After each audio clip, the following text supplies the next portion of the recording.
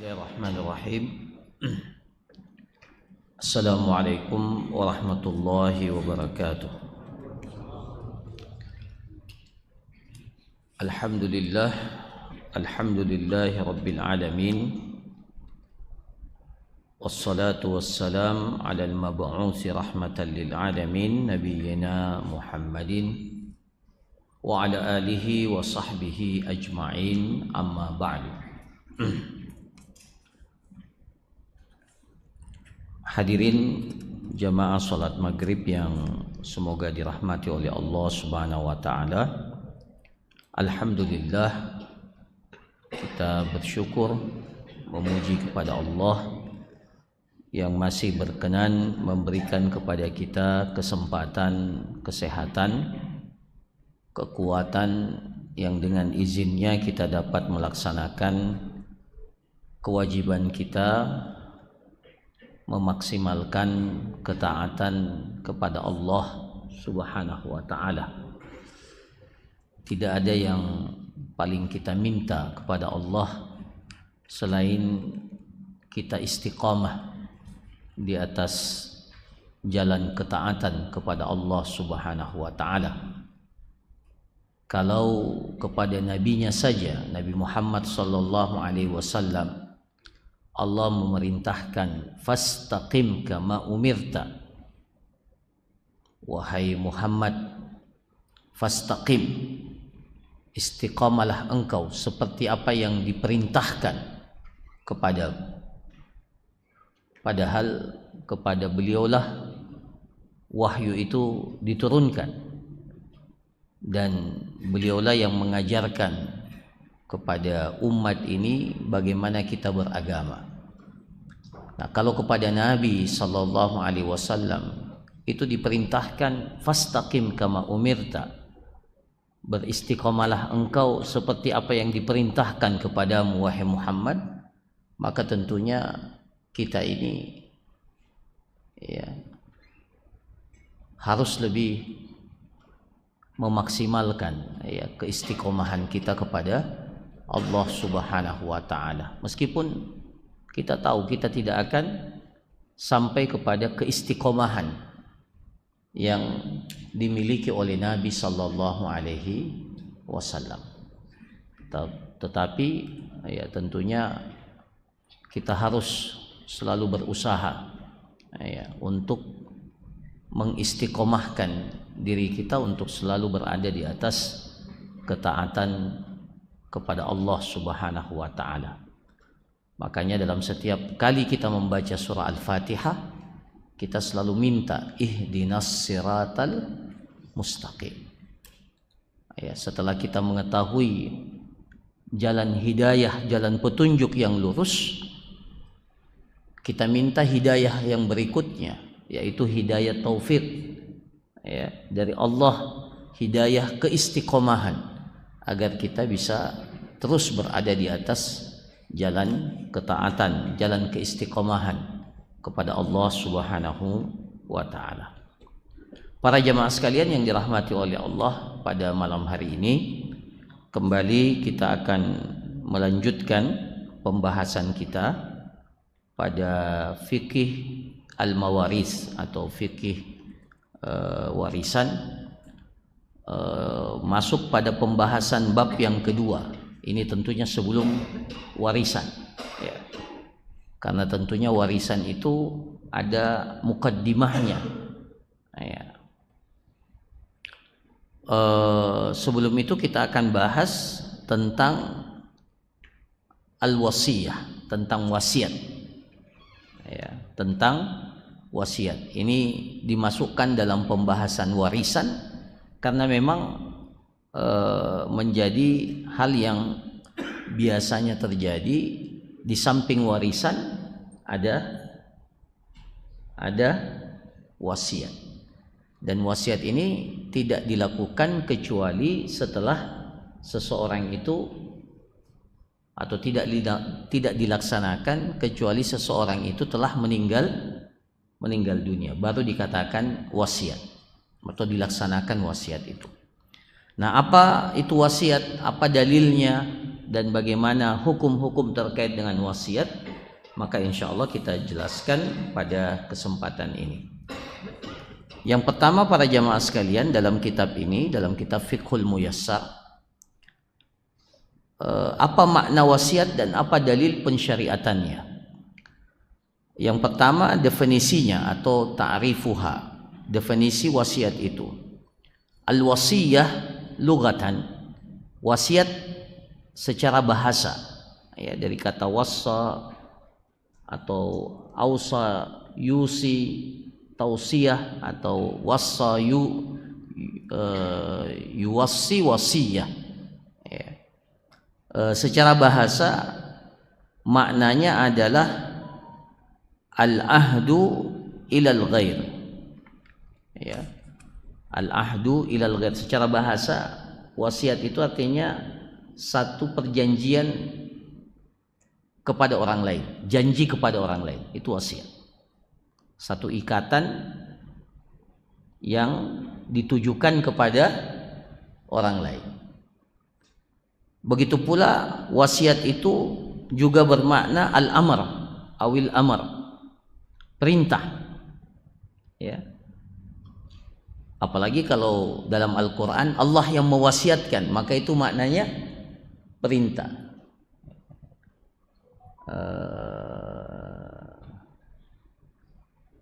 Yusikumullahu fi auladikum, itu nanti dalam ayat warisan, ya. Allah mewasiatkan kepada kalian fi auladikum, pada anak-anak kalian yang laki-laki, pada anak-anak kalian, lidzakari mislu hadzil unsayain, bahwa anak laki-laki itu mendapatkan 2 bagian dibandingkan anak perempuan.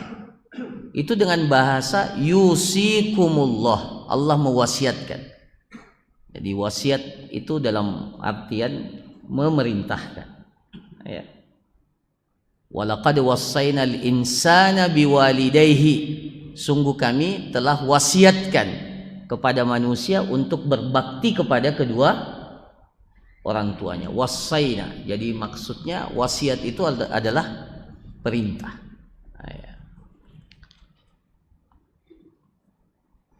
Adapun secara syar'i, secara istilah syariat, maka wasiat itu para jamaah sekalian didefinisikan dalam kitab ini hibatul insani ghairahu ainan au dainan au manfaatan ala an yamlikal musa lahul hibah ba'da mautil musi. Jadi secara syar'i wasiat itu apa? Ya. Jadi wasiat itu dalam peristilahan syariat didefinisikan, ini ketika masuk dalam peristilahan syariat, maka wasiat itu menjadi lebih spesifik, lebih khusus. Didefinisikan bahwa wasiat itu adalah hibatul insan, pemberian seseorang kepada orang lain. Hibatul insani ghairahu, pemberian. Jadi dia sama dengan hadiah, sama dengan pemberian. Ya, hibatul insan ghairahu ainan, baik berupa benda, ainan, au dainan, atau utang, ya, au manfaatan, atau manfaat, ya.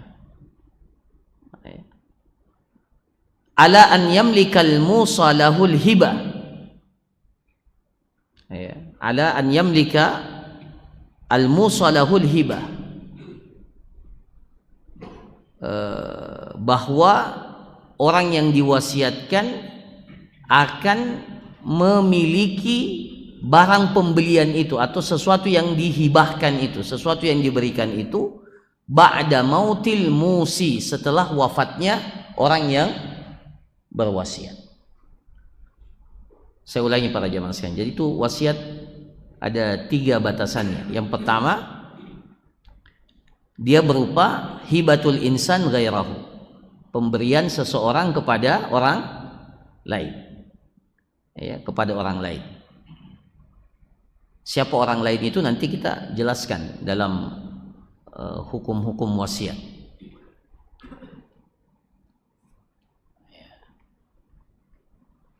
Kemudian apa yang diberikan bisa berupa 3 bentuk: ainan, barang, atau dainan, utang, ya, atau manfaat.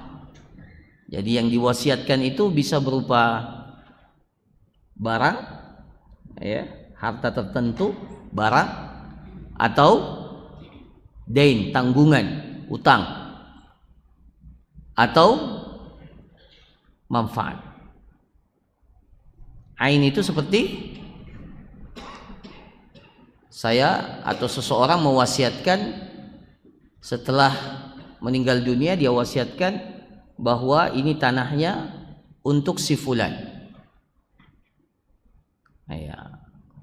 Itu barang, benda, harta tertentu, atau dainan. Ya. Jadi dia wasiatkan bahwa utangnya ini nanti setelah meninggal ditanggung oleh si fulan.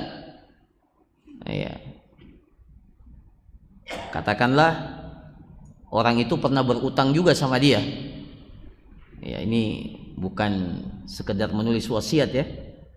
Ya, maksudnya dia, orang itu pernah berutang sama dia yang nilainya sama dengan utang dia kepada orang lain.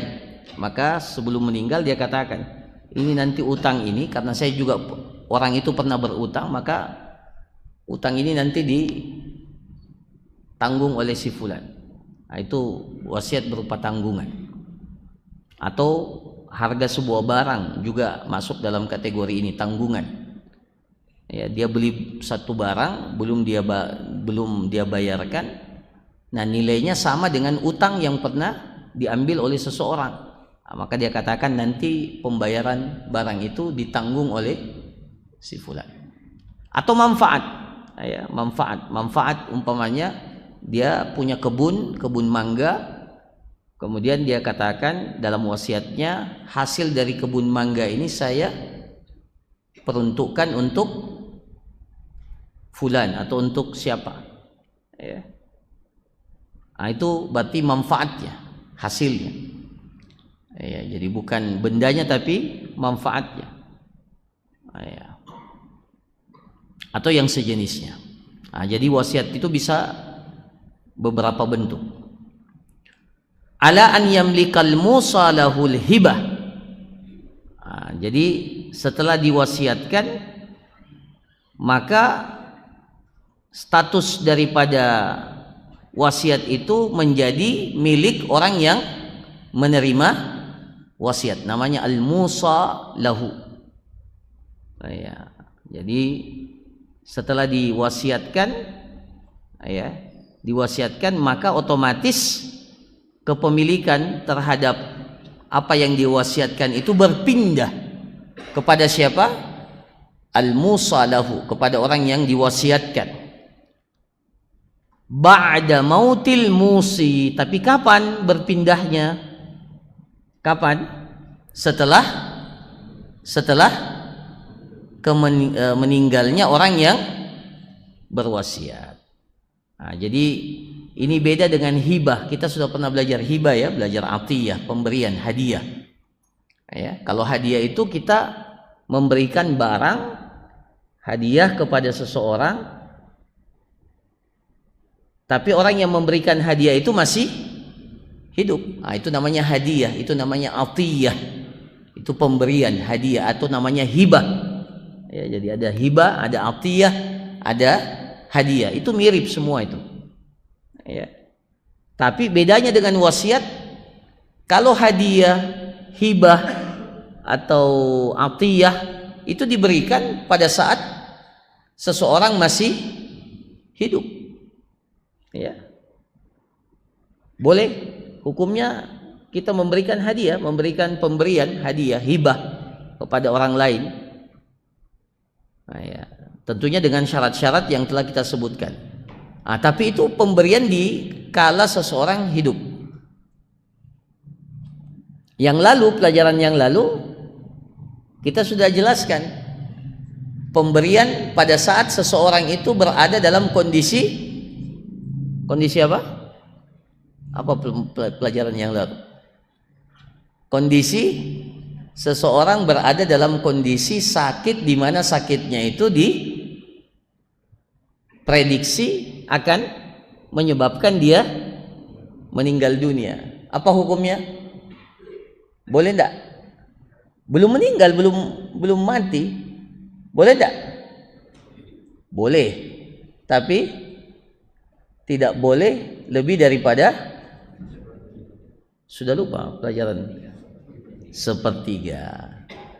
Boleh lebih tetapi dengan syarat izin dan dibolehkan oleh ahli waris. Nah itu ya. Nah, jadi itu pemberian juga dan belum dikatakan sebagai wasiat. Kenapa? Karena masih diberikan dalam kondisi seseorang itu sakit, yang sakitnya itu diprediksikan tidak lama setelah itu dia akan meninggal dunia. Nah, itu maradul makhuf namanya ya. Nah, itu pelajaran yang lalu. Nah, wasiat ini berbeda. Wasiat ini nanti diberikan setelah seseorang itu meninggal dunia. Ya, jadi pemberian itu ada 3 para jamaah sekalian. Pemberian dikala kita masih hidup, pemberian dikala seseorang itu sakit yang dikhawatirkan dia meninggal dunia, dan pemberian yang dilakukan atau yang diberikan setelah seseorang itu meninggal dunia. Jadi luar biasa agama kita ini. Jadi kita diberikan peluang untuk melakukan kebaikan di setiap waktu. Ya, tapi pemberian itu punya hukum masing-masing.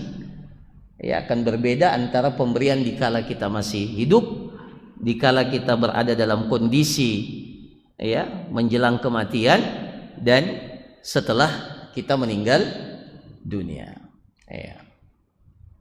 Mana yang paling afdal? Mana yang paling afdal? Lagi sakit ya? Hah? Masya Allah. Jadi yang paling afdal itu Anda memberikan pemberian dikala wa anta sahihun syahihun ya takhshal faqr wa ta'malul ghina. Dalam keadaan Anda sehat, syahih, merasa pelit, seke ya, masih berharap khawatir kalau memberikan kalau diberikan mengurangi harta, itu takhshal faqr, engkau takut kepada kefakiran, wa ta'malul ghina, dan masih berharap untuk jadi orang kaya. Itu pemberian yang paling afdal. Jadi kalau kita memberikan dalam kondisi yang seperti itu, itu yang luar biasa. Itu yang paling afdal, dan itu yang disebutkan oleh Rasulullah sallallahu alaihi wasallam. Jadi kalau ada orang punya uang di rekeningnya 1 miliar, sedekahnya 100.000, masuk enggak dalam kategori hadis itu? Masuk enggak? Sehat ya, syahih mungkin, tapi Masya Allah dia masih punya, dia tidak mengkhawatirkan dirinya miskin setelah bersedekah itu. Tidak ada rasanya, istilahnya orang belum goyang. Belum goyang, istilah belum goyang. Jadi hartanya masih stabil. Yang sedekah yang luar biasa itu takhshal faqr, engkau khawatir jangan sampai kalau saya bersedekah ini saya jatuh miskin. Wa ta'malul ghina, engkau masih berharap engkau akan jadi kaya. Jangan sampai ini saya enggak kaya lagi nih setelah saya. Itu sedekah yang paling afdal. Ya.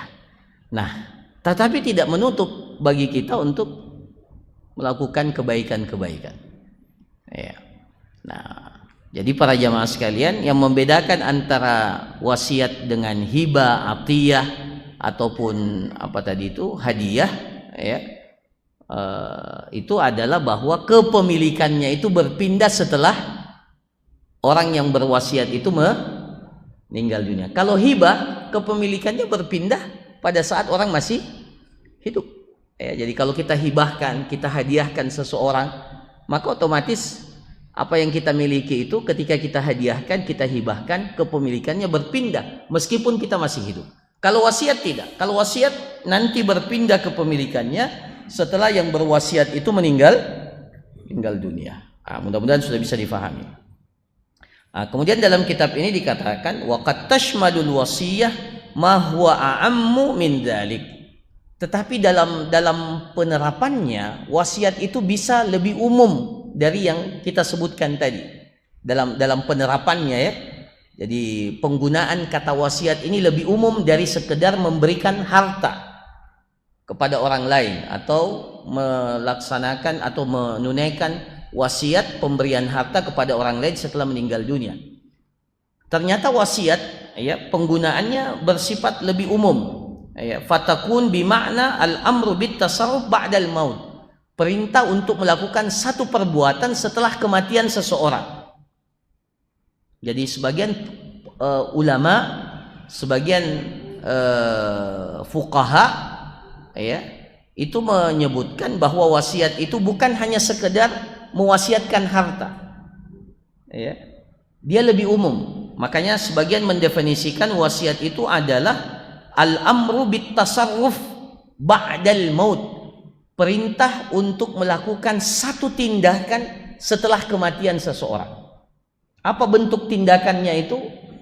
Bermacam-macam. Bukan hanya sekedar terkait dengan masalah harta. Kama arrafaha ba'duhum bidzalik.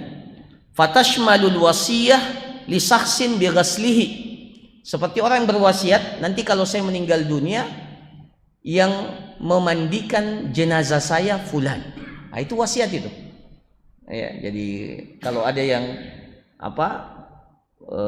sudah tulis dari sekarang, nanti kalau saya meninggal dunia, saya mau yang mandikan saya fulan. Nah, itu juga oleh para ulama disebut wasiat. Atau dia tuliskan, memang diwasiatkan, nanti saya meninggal dunia, saya mau dikuburkan di tempat ini. Ah, itu wasiat itu. Ya, wasiat. Ya, atau yang sholatkan nanti jenazah saya adalah, ya, yang penting nanti kita jelaskan wasiat itu jangan sesuatu yang justru menyulitkan. Ya. Dia orang Makassar, dia bilang nanti kalau saya meninggal dunia, harap jenazah saya dikuburkan di Mekah. Padahal meninggalnya di Makassar. Nah, ya, wajib nggak menunaikan wasiat itu? Nah, itu nanti, ya, akan kita jelaskan. Ya, kalau wasiatnya itu justru menyulitkan, ya, atau dia berwasiat nanti kalau saya meninggal dunia, tolong yang imami sholat jenazahnya adalah Syekh Sudais. Nah, ya. Nah, ya. Nah, itu, ya, nanti dilihat, ya. Ya, jadi nulis wasiat pun, ya, harus dipertimbangkan. Nah, tapi itu juga masuk dalam kategori wasiat. Ya, apakah bisa dilaksanakan atau tidak itu persoalan lain. Ya, tapi itu masuk dalam kategori wasiat. Ya. Nah, ini au as-salah alaihi imaman, ya, atau yang menjadi imam salat jenazahnya fulan. Au daf'u syai'in min malihi li jihah, atau menyerahkan sebagian dari harta yang dia miliki untuk untuk tujuan tertentu atau diberikan kepada pihak tertentu. Nah, itu jadi baik yang terkait dengan masalah harta atau selain masalah harta. Maka wasiat itu sebagian para ulama menganggapnya lebih umum dari sekedar penyerahan sebagian dari harta yang dimiliki oleh orang yang berwasiat. Jadi bisa saja wasiat itu mencakup hal-hal yang seperti tadi. Ya. Apa dalil pensyariatan wasiat? Apa hukumnya kita berwasiat? Apakah wajib kita berwasiat? Ya. Para ulama kita mengatakan wasiat itu disyariatkan, ya, disyariatkan baik dalam Al-Quran, dalam As-Sunnah ataupun dalam ijma', ya, konsensus, diijma'kan pensyariatannya secara umum. Ya. Berdasarkan firman Allah Subhanahu wa taala, kutiba alaikum idza hadara ahadakumul maut in taraka khairanil wasiyah lil walidaini wal aqrabina bil ma'ruf haqqan 'alal muttaqin. Jadi Allah Subhanahu wa taala, ya, kutiba alaikum, ya, kutiba alaikum idza hadara ahadakumul maut, ditetapkan buat kalian ketika kematian itu sudah mendekat, ya, sudah kita rasakan bahwa kematian itu sudah dekat waktunya, ya, kita sudah umpamanya sudah merasa bahwa tidak lama lagi, ya. Jadi ada namanya firasatul mukmin sadiqah. Firasatnya seorang mukmin itu benar. Ya. Tidak boleh berdalilkan firasat, tapi firasat itu ada. Ya. Jadi kalau sudah ada firasat itu, tuliskan wasiatnya. Kutiba alaikum idza hadara ahadakumul maut. Kita belajar warisan ini, wasiat ini supaya mengingatkan kita akan mati. Ya. Jadi belajar fikih tapi mengingatkan kita akan mati. Maka salah satu di antara hal yang perlu kita perhatikan, wasiat. Ya. Kutiba alaikum idza hadara ahadakumul maut in taraka khairanil wasiyah. Maka kalau dia meninggalkan, ya, satu kebaikan, in taraka khairan, kebaikan itu adalah wasiat, ya. Lil walidaini, wasiatnya untuk kedua orang tuanya, wal aqrabin, kaum kerabat, ya, bil ma'ruf, ya, dengan yang baik, sesuatu yang baik, haqqan 'alal muttaqin, ya, sebagai satu hak kebenaran atas orang-orang yang bertakwa. Jadi salah satu di antara hal yang disyariatkan dalam agama kita itu menuliskan wasiat. Ya, meskipun nanti tentunya wasiat itu tidak lagi berlaku kepada ahli waris, ya. Jadi tidak ada lagi wasiat untuk ahli waris. Ayat ini oleh sebagian para ulama dikatakan hukum wasiat kepada ahli waris itu sudah tidak boleh lagi ada, karena Rasulullah Shallallahu Alaihi Wasallam itu telah melarang la wasiyata li waris, tidak ada lagi wasiat bagi ahli waris. Ya, kedua orang tua itu kan ahli waris. Kaum kerabat itu adalah sebagiannya adalah ahli waris. Tidak semua kerabat kita ahli waris, tapi sebagian kerabat kita itu adalah ahli waris.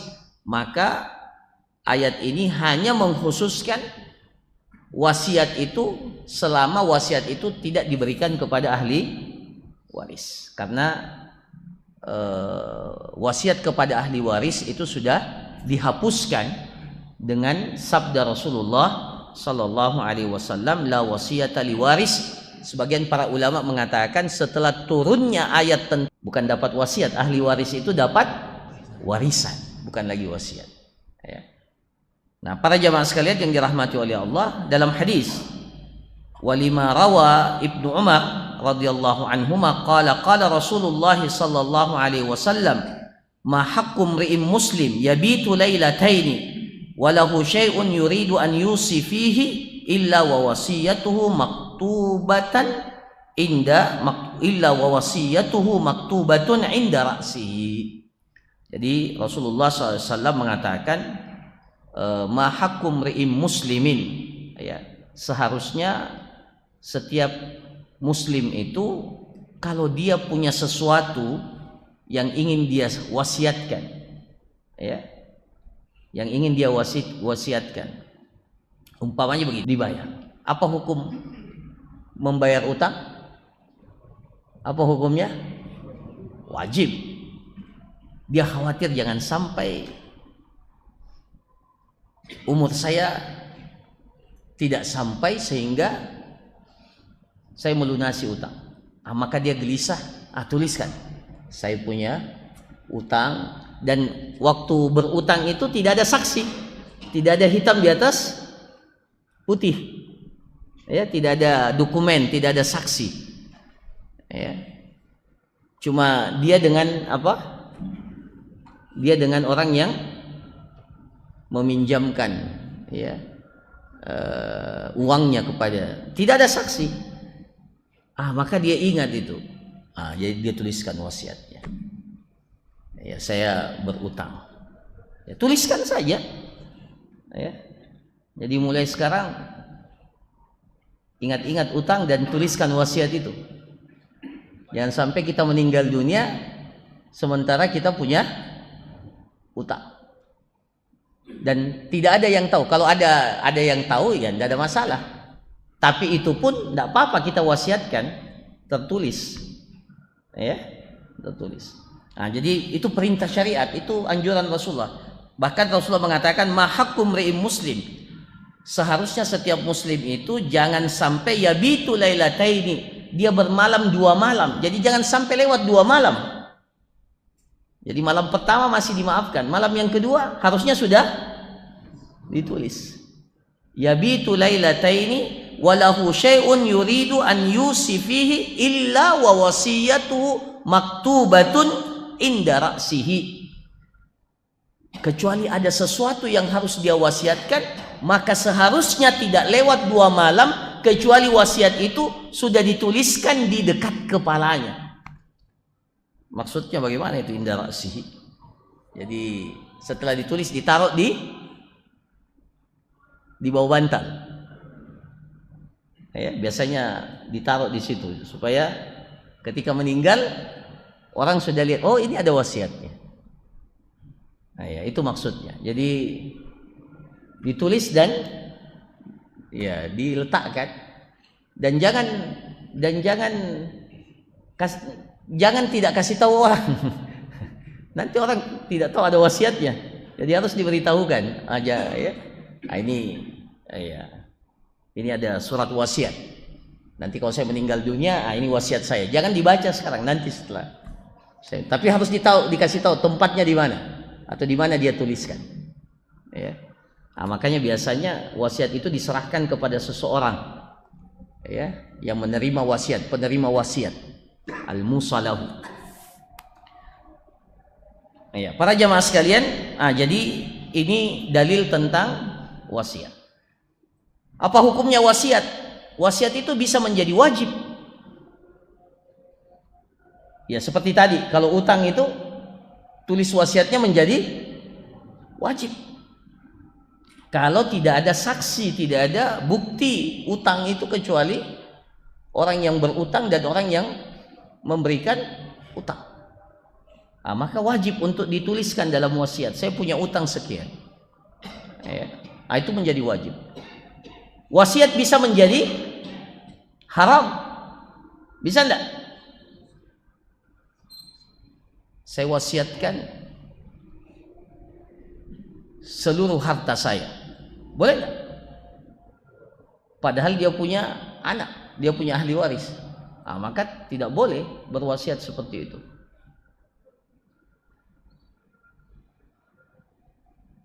Saya wasiatkan 1/3 harta saya untuk kejuaraan domino atau kejuaraan apa?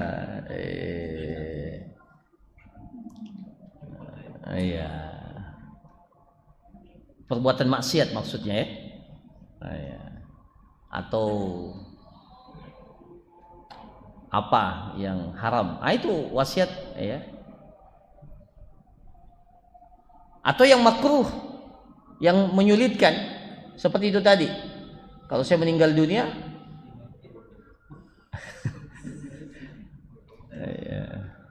saya mewasiatkan supaya dikuburkan di mana? di pekuburan Baqi di Madinah.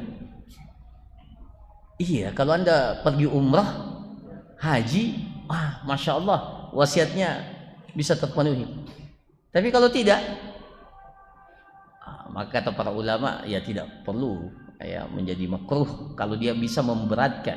Atau dia tahu bahwa kemungkinan saya meninggal dunia di Makassar, dia wasiatkan tolong saya dikuburkan di mana gitu, jauh, tempat jauh ya, yang bisa menyulitkan. Itu bisa jadi makruh ya, karena menyulitkan.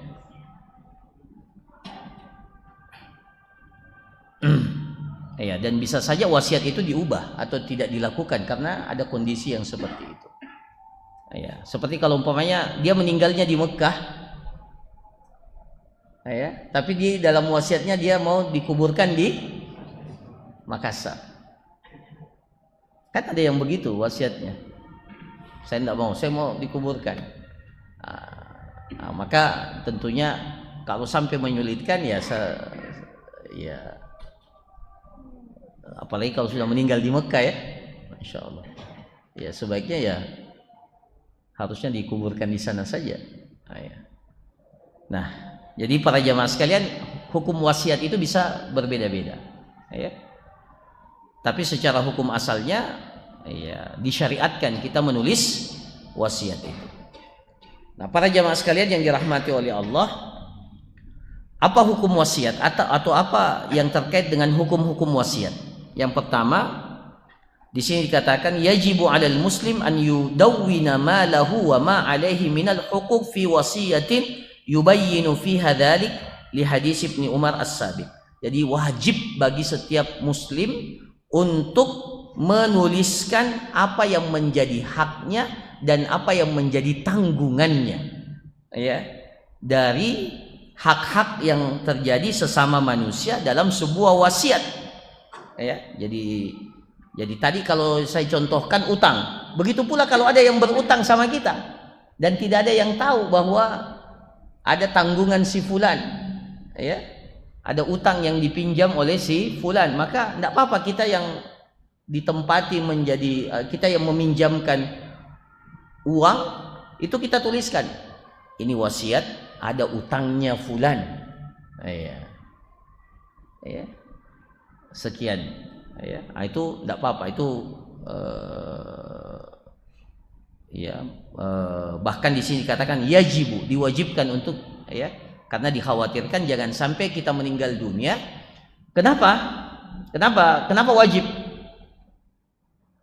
Kenapa kalau ada orang yang berutang sama kita, kemudian kalau kita tidak mau sedekahkan ya, kita tetap berharap utang itu dikembalikan, maka harus kita tulis dalam wasiat. Kalau kita khawatir jangan sampai itu belum selesai, sementara kita khawatir jangan sampai meninggal dunia, maka tuliskan. Kenapa wajib kita tuliskan sebagai wasiat? Kenapa? Betul, karena itu adalah haknya ahli waris. Itu adalah milik ahli waris dan ahli waris harus tahu. Ya, harus tahu. Ya, biasanya kalau ada orang yang berutang, dia tidak mau mengakui ya. Apalagi sampai dia gembira, oh meninggal nih ya. Allahu musta'an. Tapi kalau ada wasiat, itu menjadi bukti kuat bahwa oh ada ya. Kedua, para jamaah sekalian, tustahabbul wasiyatu, kalau yang tadi itu kan wajib ya. Yang pertama tadi wajib kalau ada utang atau ada yang berutang sama kita. Kemudian yang kedua, tustahabbul wasiyah bi syai'in minal mal wa yusrafu fi turuqil birri wal khairi wal ihsan liyasila ilaihi thawabuhu ba'da mautihi. Disunnahkan, dianjurkan berwasiat dengan sebagian dari harta yang dimiliki oleh seseorang. Jadi jangan semua harta kita ini diberikan kepada ahli waris. Sebagian dari harta itu sebaiknya dijadikan sebagai wasiat ya, disunnahkan. Tustahabbul wasiyatu bi syai'in minal mal. Kalau memang harta kita banyak ya, Jadi kalau harta kita banyak dan para ulama katakan ahli waris kita sudah berada dalam kondisi mapan, ya, ahli waris kita mapan, anak-anak kita masya Allah sudah mapan, dan kita punya harta yang banyak, maka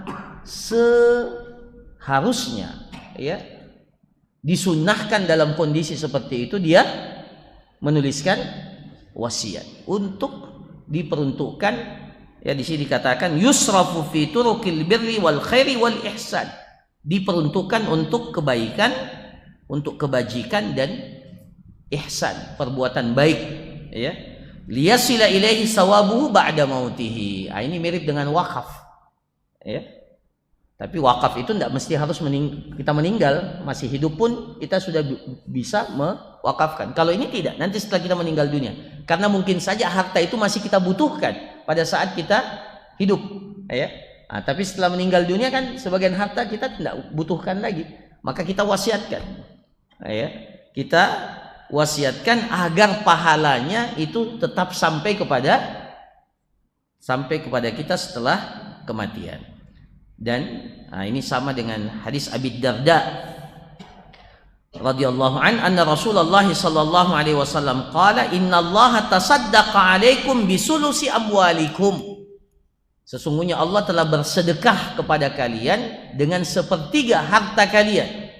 Ya, jadi wasiat itu batasannya sepertiga. Tasaddaqa alaikum bisulusi amwalikum inda wafatikum, pada saat kalian wafat, meninggal dunia, ziyadatan fi hasanatikum, sebagai tambahan untuk kebaikan-kebaikan kalian, liyaj'alaha lakum ziyadatan fi a'malikum, dan apa yang kita sedekahkan setelah kematian kita itu akan menjadi tambahan atas amalan-amalan kita.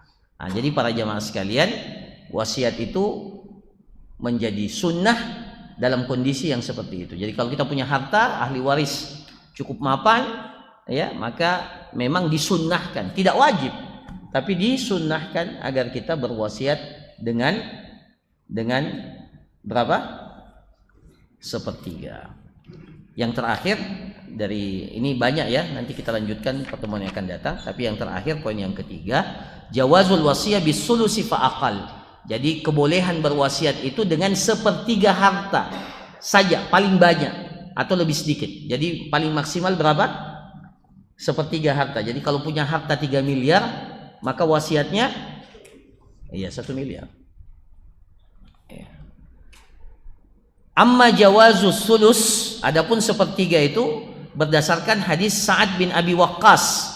Jadi Sa'ad bin Abi Waqqas pernah datang kepada Nabi sallallahu alaihi wasallam fi maradhi mautihi, pada sakitnya beliau menjelang kematiannya. Dia datang kepada Rasulullah dan mengatakan, atasaddaqu bisulusai mali, ya Rasulullah, bolehkah saya bersedekah dengan 2/3 harta saya? 2/3 dia minta. Maka kata Rasulullah, qala la. Bayangkan, sahabat datang, 2/3 yang dia mau serahkan. Jadi yang dia mau kasih ke ahli warisnya cuma 1/3. 2/3-nya untuk wasiat. Kata Rasulullah, tidak boleh. Qultu fabisyatri, kalau begitu ya Rasulullah, setengahnya. Setengahnya. Qala la, tidak boleh. Qultu fabisulus, kalau begitu sepertiganya ya Rasulullah.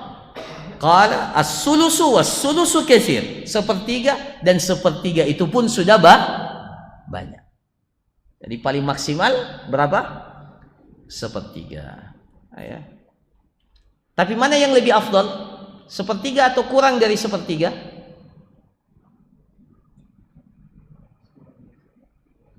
Para ulama mengatakan yang lebih afdal itu kurang dari sepertiga. Jadi batasan maksimal itu sepertiga. Tapi kalau di bawah sepertiga maka itu lebih afdal. Apa dalilnya? Wa amma istihbabu aqalli minas sulus faliqaul Ibnu Abbas radhiyallahu anhuma. Berdasarkan apa yang disebutkan oleh Ibnu Abbas radhiyallahu anhuma, lau annan nasa ghaddu minas sulus ila rubu, kalau seandainya manusia itu memilih 1/4 dan jangan memilih 1/3, Jadi Ibnu Abbas katakan kalau seandainya manusia itu beralih dari yang sepertiga menjadi berapa? Seperempat. Fa inna Rasulullah sallallahu alaihi wasallam qala as-sulusu was-sulusu katsir. Rasulullah mengatakan karena sesungguhnya Rasulullah SAW mengatakan sepertiga, dan sepertiga itu pun sudah banyak. Maksudnya jangan harusnya di bawahnya sepertiga. Nah, maka Ibnu Abbas pahami bahwa sebenarnya yang lebih afdal itu yang afdal itu siapa? Kurang dari sepertiga. Tapi apakah ini berlaku umum? Tidak. Jadi seperti yang nanti kita akan lanjutkan ya. Ini bagi orang yang punya ahli waris, punya anak, punya tanggungan. Tapi kalau dia hidup sebatang kara, saya pernah dengar ada orang yang berwasiat karena dia cuma hidup dengan anjingnya, maka dia wasiatkan hartanya itu kepada anjingnya. Saya pernah dengar itu, wallahu alam, sudah lama sekali informasi itu. Ada orang kaya katanya dia. Ada juga manusia-manusia aneh seperti itu ya, hidup sendiri tidak punya ini. Akhirnya dia berwasiat, boleh tidak wasiat kepada anjing? Itu nanti kita jelaskan. Jadi kalau dia cuma hidup tidak ada ahli warisnya, maka boleh dia berwasiat lebih daripada sepertiga. Ini bagi nanti insya Allah kita lanjutkan pada pertemuan yang akan datang. Saya kira demikian para jamaah sekalian. Ini baru sedikit dari hukum-hukum wasiat. Insya Allah kita akan lanjutkan pada pertemuan yang akan datang. Kalau ada pertanyaan, saya persilahkan.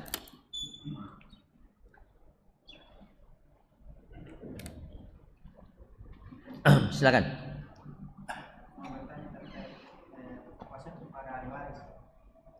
Contohnya misalnya ada laki-laki yang punya saudara perempuan, terus ini laki-laki saya yang boleh selama itu saudara perempuannya.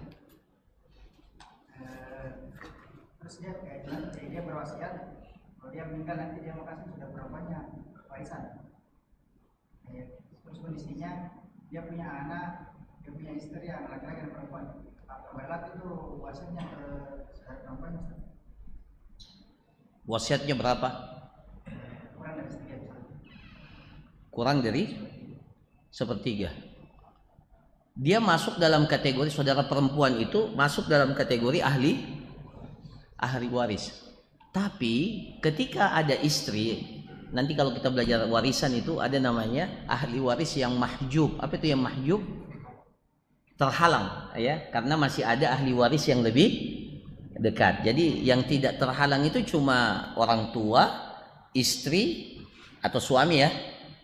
Istri, kalau istrinya meninggal berarti suami yang dapat. Itu sama sekali tidak terhalang. Jadi yang tidak akan terhalang selama-lamanya itu siapa? Orang tua, ibu atau bapak kalau masih hidup. Kemudian yang kedua adalah pasangan.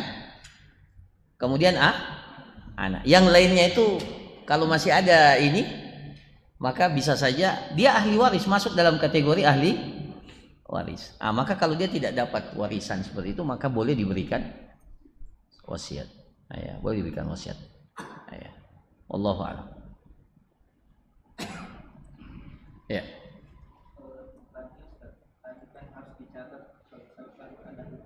Iya.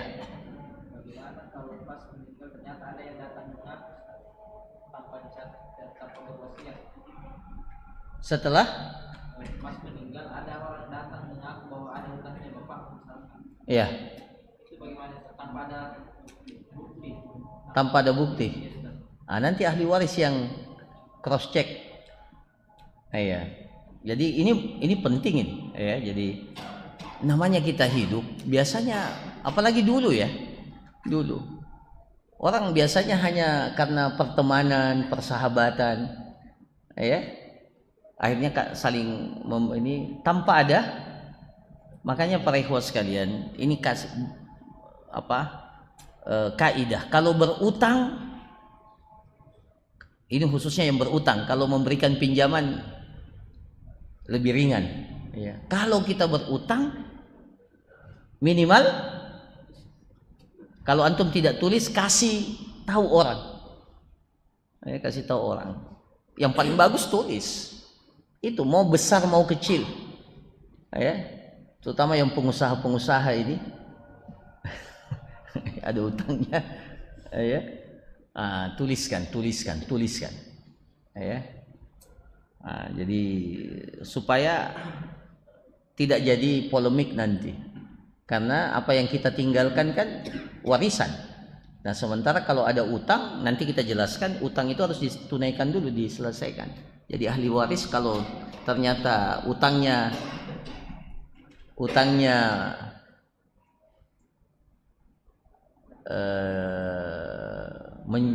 mencapai atau utangnya itu banyak, akhirnya bagian ahli waris itu tinggal sedikit atau tidak ada sama sekali, maka utang yang lebih dahulu. Ahli waris harus bersabar. Jadi kalau ada yang seperti itu, maka ahli waris yang harus cek.